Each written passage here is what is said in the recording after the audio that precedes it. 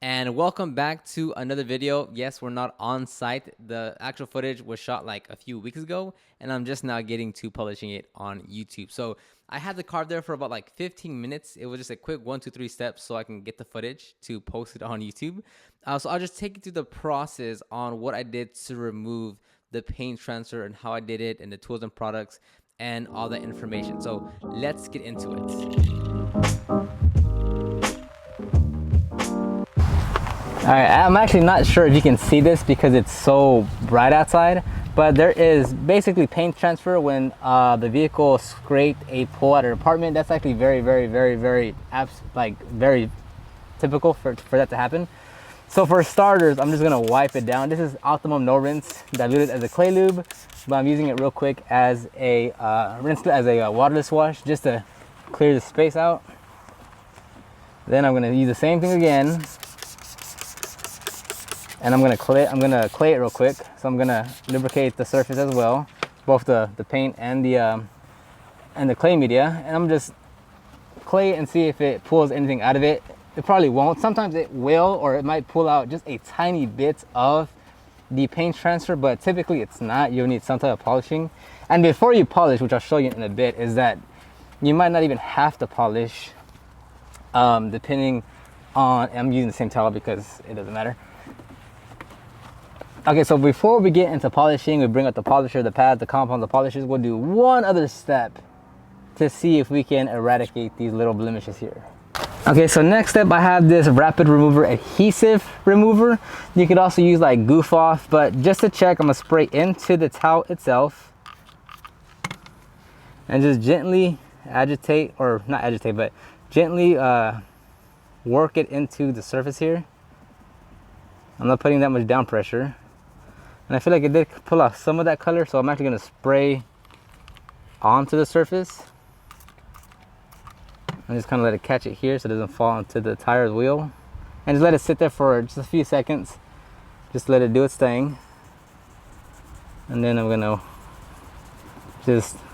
I'm not putting too much down pressure. You're gonna add, with this method, the chances of you like adding imperfections is pretty high, just because I mean, you might have to go a little aggressive with what you're doing here because, you know, it's paint transfer. Now you could, you could bypass this part and go straight to polishing, but you know, sometimes that might not always need to be the case.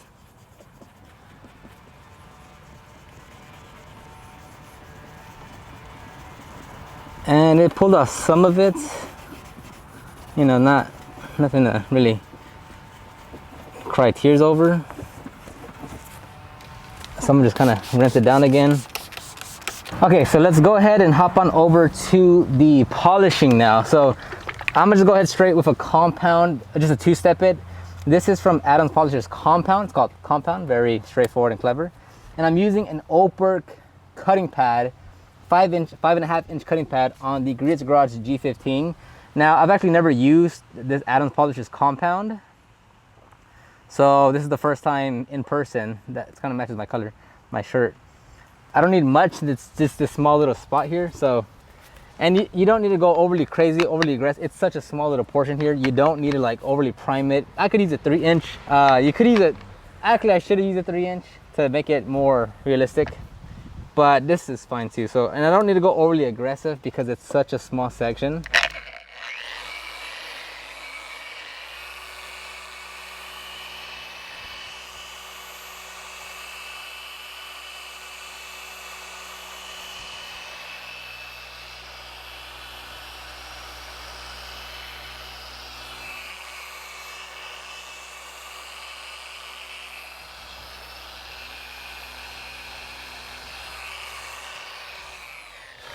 So I took off a little bit of it, but I'll go ahead and use a bit more product.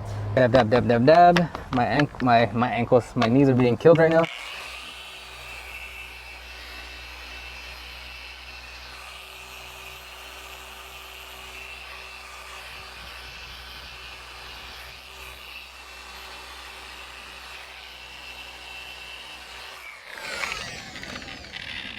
So there's still a few red marks here and there. So just to show you as an example, let's say you don't have the polisher or anything like that. It's still nice and healthy there as far as temperature. Just use a microfiber towel, put your polish on there, and just work it in. And boom, that took it out. Why? It's you know, it's kind of funny because you have a machine polisher, you can ramp it up the RPMs to get more, you know, just to make it stronger and such. But when you just use your hand and your finger on a very specific spot with a little bit of down pressure, that in itself is more aggressive, or at least more specific in terms of your down pressure on what you're working on. So that little scratch, that me doing that there took care of those little spots right there. So let's see if it does the same thing here. I'm not trying to get in the way of the sun so you guys can see it.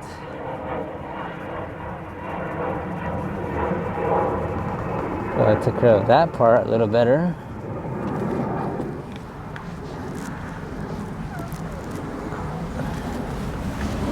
So let's put a little dab, just a little bit of product into the towel.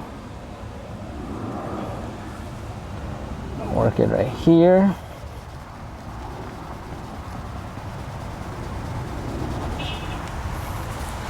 Got a little better. So then just again, I'm still using the Optimal No Rinse dilute as a clay lube, but now I'm using it like as a quick detailer, more so than anything, to wipe it down. Now you can say it looks a lot better, definitely. There's still gonna be obviously a lot of like, there's a lot of scratches in here that sadly won't come out, especially this black material here is a plastic underneath. It went through all the layers of the paint. So I mean, and I've seen it before where people will try to pick at it as if it's like a mark left over from whatever they hit, but it's just the paint has chipped away. So you actually want to leave it as is, because if you pick at it more, it's gonna look uglier. I'm just doing one more pass with a adhesive remover. Well, this isn't specifically an adhesive remover. It's from Malco. It's called their A&L Cosmo Line Remover. I don't want to pop in my face. It removes petroleum-based transit coatings and Cosmo Line, ideal for showroom. Okay, don't need to read everything. But you want to give this a try and see if this will do anything more than what the rapid remover did.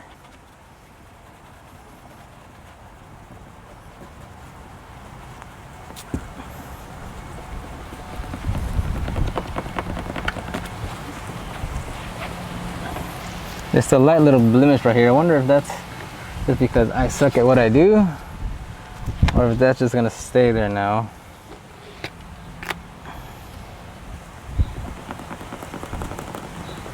Because it looks like the red is inside the scratch itself. You know how it's a valley on the scratches and the red is in that valley.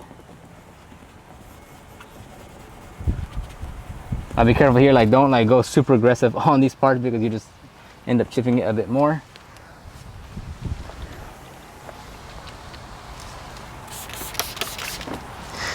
And then give it a quick wipe down. Now technically, I mean, not technically, well, you can literally do whatever you want, but you know, we can leave it as is because we did correct it and such. But you know, the proper thing to do would be to polish it, so we'll quickly polish it out. So here I'm using the Oberk Car Care foam polishing pad with the Adams Polishes polish. This is their compounded polish setup.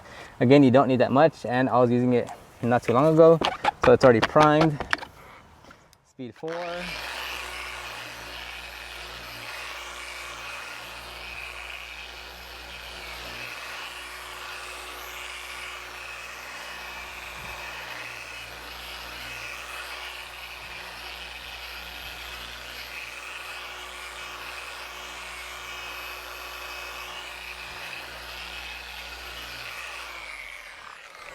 And we'll leave it right there because it's such a small little spot. So we'll wipe it down.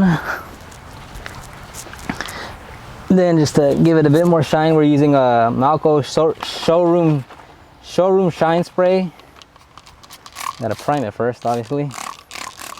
That was probably way too much product, but it's all good. It smells pretty good. And there we go.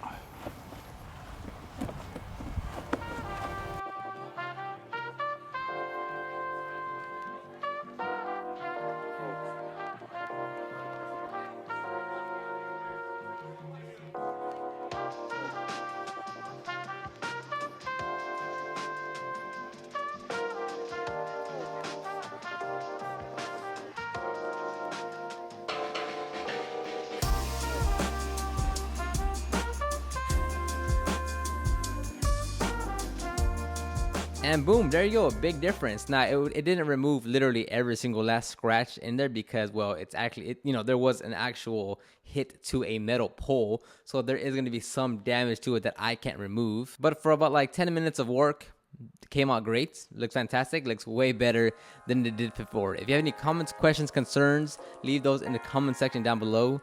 Check the description box for those guides, and I'll see you on the next one.